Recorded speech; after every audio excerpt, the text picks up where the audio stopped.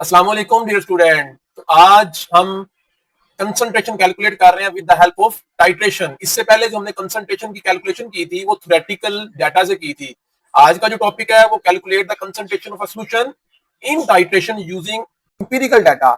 Empirical data कौन सा होता है? ऐसा data data obtain from the experiment. Experiment से जो डाटा हमें ऑब्टेन होता है उसको इंपीरिकल डाटा कहते हैं। तो हम देखेंगे टाइट्रेशन की मदद से जो डाटा हमें हासिल होता है एक्सपेरिमेंट की मदद से, तो उससे हम सोल्यूशन की कंसंट्रेशन को कैसे कैलकुलेट कर सकते हैं। तो ये टाइट्रेशन की असेंबली है। इसके अंदर हमारे पास ये ब्यूरेट है और ये कॉनिकल फ्लास्क। इसके अंदर हमारे पास जो सोल्यूशन है उस पर लिखा हुआ है नॉन सोल्यूशन, ऐसा सोल्यूशन जिसकी कंसंट्रेशन हमें मालूम होती है। और दूसरा जो सोल्यूशन जिसको हम कॉनिकल फ्लास्क में लेते हैं वो अननोन सोल्यूशन है, उसकी कंसंट्रेशन हमें फाइंड करनी होती है। तो इस तरह टाइट्रेशन एक सोल्यूशन को दूसरे सोल्यूशन के साथ टाइट्रेट करवा के हम जो है अननोन सोल्यूशन की कंसंट्रेशन फाइंड कर सकते हैं। और ये हम कैसे कर सकते हैं आगे एक न्यूमेरिकल की मदद से भी हम जो है वो उसको समझेंगे।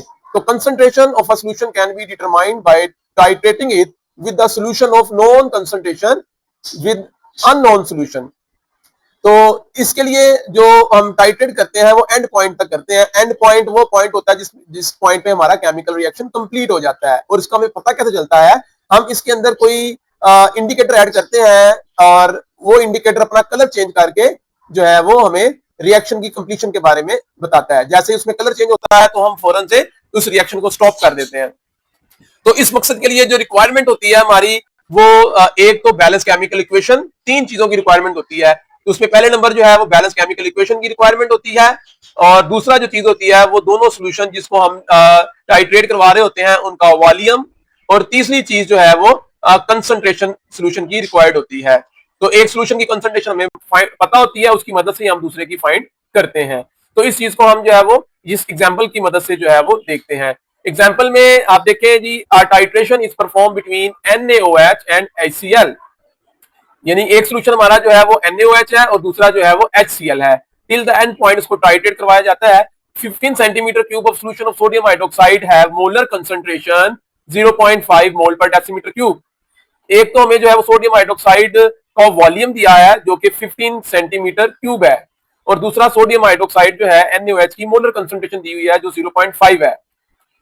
Is used to neutralize 15 centimetre cube HCl। तो दूसरा जो सोल्यूशन है उसका भी वॉल्यूम दिया हुआ है 23 centimetre cube HCl। Find out the concentration of HCl। HCl की हमने कंसंट्रेशन जो है वो फाइंड करनी है। तो देखते हैं किस तरह फाइंड करते हैं। जैसा कि हमने बात की थी, तीन रिक्वायरमेंट है। फर्स्ट रिक्वायरमेंट जो है बैलेंस केमिकल इक्वेशन है, ये हमने इसकी बैलेंस केमिकल इक्वेशन लिख ली। NaOH बेस है हमारा, ये एसिड से रिएक्ट करेगा, सॉल्ट और वाटर बनेगा। दूसरा जो हमारा पॉइंट होता है वो इनके वॉल्यूम होते हैं और वॉल्यूम ये स्टेटमेंट में हमें यहाँ पे गिवन है। तो सिर्फ हमने करना क्या है, जैसा कि लास्ट वीडियो में मैंने आपको बताया था कि वॉल्यूम हमने डेसीमीटर क्यूब में कन्वर्ट करना है। तो यहाँ पे हमारे पास सोडियम हाइड्रोक्साइड का वॉल्यूम है 15 सेंटीमीटर क्यूब, 1000 से डिवाइड करके हमने उसको डेसीमीटर क्यूब में कन्वर्ट कर लिया। इसी तरह HCl हाइड्रोक्लोरिक एसिड है, इसका जो वॉल्यूम है वो 23 सेंटीमीटर क्यूब था, उसको भी 1000 से डिवाइड करके डेसीमीटर क्यूब में कन्वर्ट कर दिया। ये आपको बताया था, ये काम करना बहुत जरूरी है क्योंकि हमारा फार्मूला जो है वो अप्लाई ही तब होता है जब आप जो है वॉल्यूम आपके पास डेसीमीटर क्यूब में हो। तो ये आपके पास डेसीमीटर क्यूब में आ गया वॉल्यूम। अब हम क्या करेंगे, नंबर ऑफ मोल्स कैलकुलेट करेंगे। तो डियर स्टूडेंट आप देखेंगे यहाँ पे आप number of mole sodium hydroxide calculate कर सकते हैं, हाइड्रोक्लोरिक एसिड के भी नहीं कर सकते। क्यों? क्योंकि आप जानते हैं कि नंबर ऑफ मोल्स फाइंड करने के लिए जो फार्मूला है, लास्ट लेक्चर में मैंने आपको ये ट्राइंगल बताई थी, इस ट्राइंगल की मदद से हम जो है वो नंबर ऑफ मोल्स का फार्मूला जो है वो बना लेते हैं। तो नंबर ऑफ मोल जहां पे मैस है वहां पे नंबर ऑफ मोल्स भी आ सकते हैं और जहां पे कंसंट्रेशन है वहां पे मोलर कंसंट्रेशन जो है वो आ जाती है। तो नंबर ऑफ मोल्स का जो फार्मूला बनता है वो concentration molar concentration into volume बनता है। तो मैंने लास्ट वीडियो में आपको बताया भी था इस ट्राइंगल को कैसे यूज करके आपने तीन फार्मूला इससे बनाने हैं। तो सेम उसी को फॉलो करते हुए हम जो है वो नंबर ऑफ मोल्स का फार्मूला बनाएंगे जो कि मोलर कंसंट्रेशन इनटू वॉल्यूम है। तो मोलर कंसंट्रेशन जो है वो स्टेटमेंट में गिवन थी, वो हमने यहाँ पे लिख दी मोलर कंसंट्रेशन 0.5 और वॉल्यूम भी स्टेटमेंट में गिवन था। सिर्फ हमने क्या किया था, वॉल्यूम को डेसीमीटर क्यूब में कन्वर्ट किया था, 1000 से डिवाइड किया था। तो इस तरह हमारे पास जो है वो सोडियम हाइड्रोक्साइड के नंबर ऑफ मोल्स आ जाएंगे। अब यहाँ पे हमें जो है वो बैलेंस केमिकल इक्वेशन की जरूरत पड़ेगी। बैलेंस केमिकल इक्वेशन के मुताबिक अगर देखें तो ये जिसके साथ कुछ नहीं होता, वन तो होता है, तो इनके साथ 1 1 है। According to balance chemical equation 1 mole sodium hydroxide के लिए 1 मोल HCl की जरूरत होती है।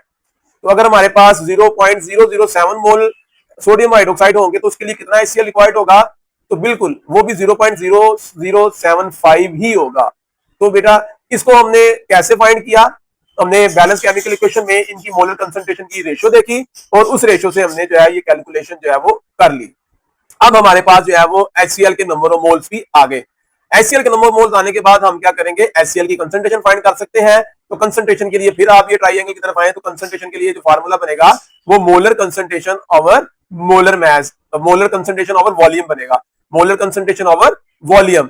तो इस तरह आप ये फार्मूला अप्लाई करेंगे, concentration is equal to molar concentration यानी moles over volume, moles over volume. तो मोल्स आपने अभी फाइंड किए 0.005 और वॉल्यूम जो है वो स्टेटमेंट में गिवन था जिसको आपने 1000 से डिवाइड करके डेसीमीटर क्यूब में कन्वर्ट किया था। तो इस तरह आप ये वैल्यू पुट करके जो है वो एक अननोन सॉल्यूशन की कंसंट्रेशन जो है वो फाइंड कर लेंगे। तो डियर स्टूडेंट, इसमें जो आपने देखा कि किस तरह हम जो है वो टाइट्रेशन की मदद से जो है कंसंट्रेशन जो है वो फाइंड आउट कर सकते हैं।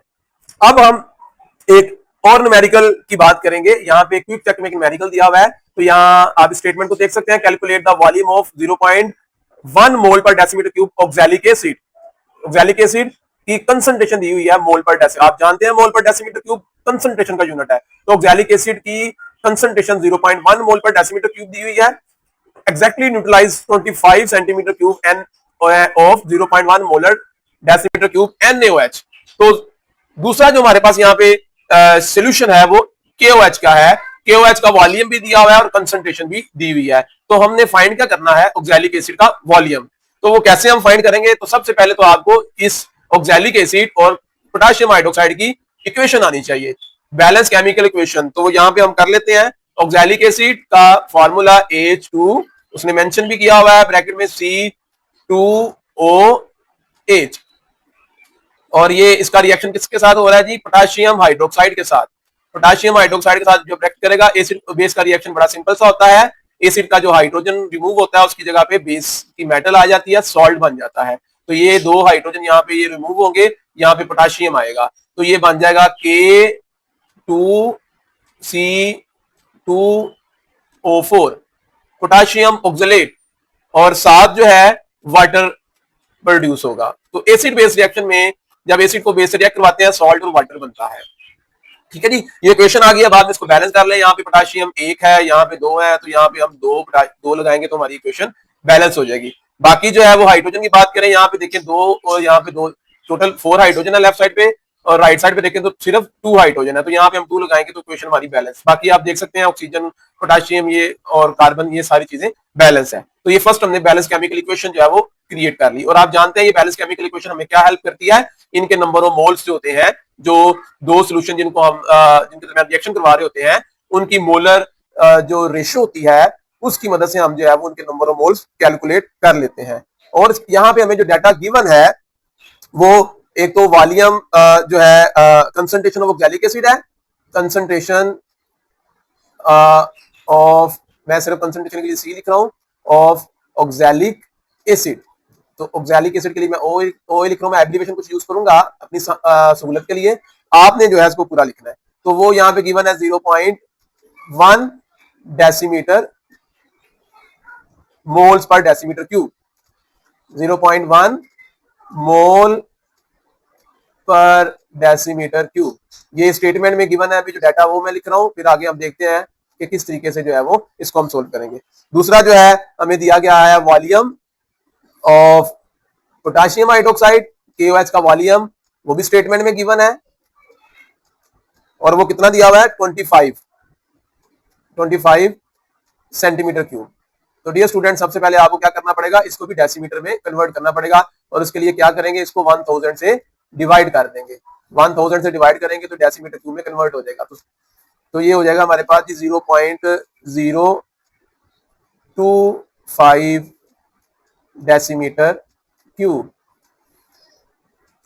और इसके अलावा हमें जो तीसरी चीज दी गई है वो कंसंट्रेशन ऑफ पोटेशियम हाइड्रोक्साइड वो दी गई है, KOH की कंसंट्रेशन दी गई है, और वो कितनी है जी 0.1 मोल पर डेसीमीटर क्यूब।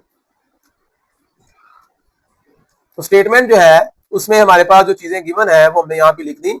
ऑक्सैलिक एसिड की मोलर कंसंट्रेशन 0.1 वो हमने लिख लिया, पोटेशियम KOH की वॉल्यूम और मोलर कंसंट्रेशन वो हमने लिख ली, और साथ में बैलेंस केमिकल इक्वेशन जो कि हमें चाहिए होती है वो हमने लिख लिया। ठीक है जी। अब हम क्या करेंगे, तो जिसके हमारे पास मोलर कंसंट्रेशन और वॉल्यूम है, यानी पोटेशियम हाइड्रोक्साइड का मोलर कंसंट्रेशन भी है और पोटेशियम हाइड्रोक्साइड की जो है वो वॉल्यूम भी है, तो इसका पहले हम नंबर ऑफ मोल्स कैलकुलेट करेंगे।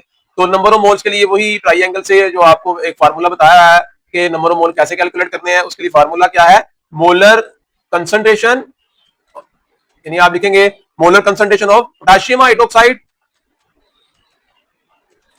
Molar concentration of potassium hydroxide multiply by volume. तो ये इसका फार्मूला है। आप इसकी वैल्यू पुट करें मोलर कंसंट्रेशन पोटेशियम हाइड्रोक्साइड की, वो 0.025 कंसंट्रेशन है, और वॉल्यूम जो है वो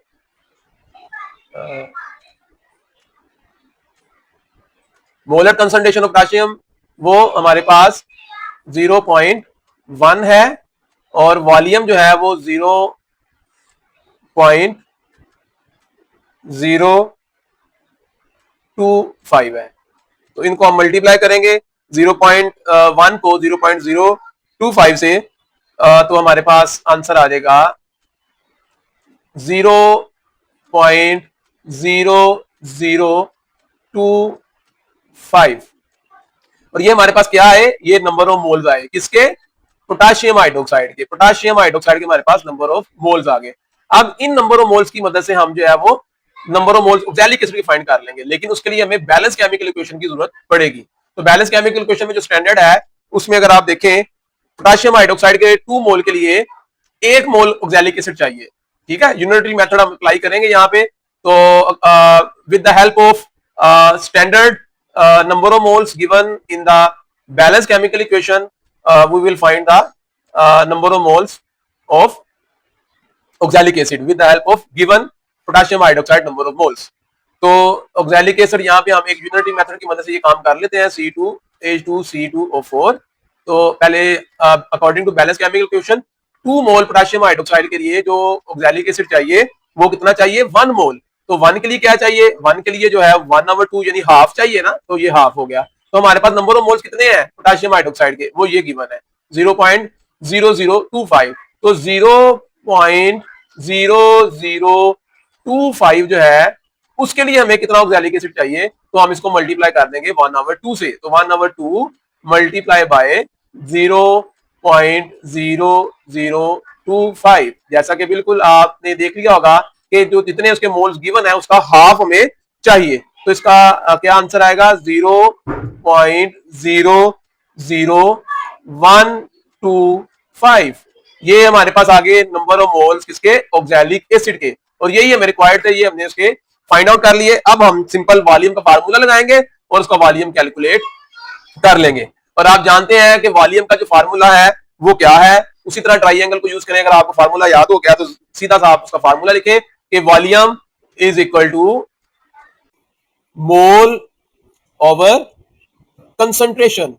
तो आपने किसका वॉल्यूम निकाल रहे हैं जी, यहाँ पे ऑक्सैलिक एसिड का। तो आपको चाहिए ऑक्सैलिक एसिड के नंबर ऑफ मोल्स और ऑक्सैलिक एसिड की कंसंट्रेशन। तो नंबर ऑफ मोल्स अभी आपने फाइंड किए हैं ऊपर, तो वो कितने थे नंबर ऑफ मोल्स, 0.00125। इसको हम डिवाइड कर देंगे कंसंट्रेशन के साथ। कंसंट्रेशन उसने डाटा में गिवन थी, और वो कितनी कंसंट्रेशन थी, 0.1। ये हमने डाटा में गिवन, डाटा में लिखा भी था, स्टेटमेंट में हमें दी गई थी कंसंट्रेशन ऑक्सैलिक एसिड की। इनको हम सोल्व करेंगे तो हमारा आंसर आ जाएगा 0.0125 डेसीमीटर क्यूब। तो डियर स्टूडेंट, ये वॉल्यूम है जो कि ऑक्सैलिक एसिड का रिक्वायर्ड है। तो आज हमने ये देखा कि टाइट्रेशन जो है, टाइट्रेशन की मदद से हम जो है वो कंसंट्रेशन सॉल्यूशन की जो है वो कैसे फाइंड कर सकते हैं। तो टाइट्रेशन, आपको थोड़ा सा टाइट्रेशन का भी आइडिया होगा, टाइट्रेशन होती क्या है। उसके अंदर 2 चीजों को हम मिक्सअप करके जो है वो अननोन सॉल्यूशन का कंसंट्रेशन जो है वो नॉन सॉल्यूशन की मदद से फाइंड आउट कर लेते हैं। उम्मीद है कि आपको इसकी समझ आ गई होगी। तो इस लेक्चर में इतना ही था। अब मिलते हैं अगली वीडियो में नए लेक्चर के साथ, तब तक के लिए अल्लाह हाफिज।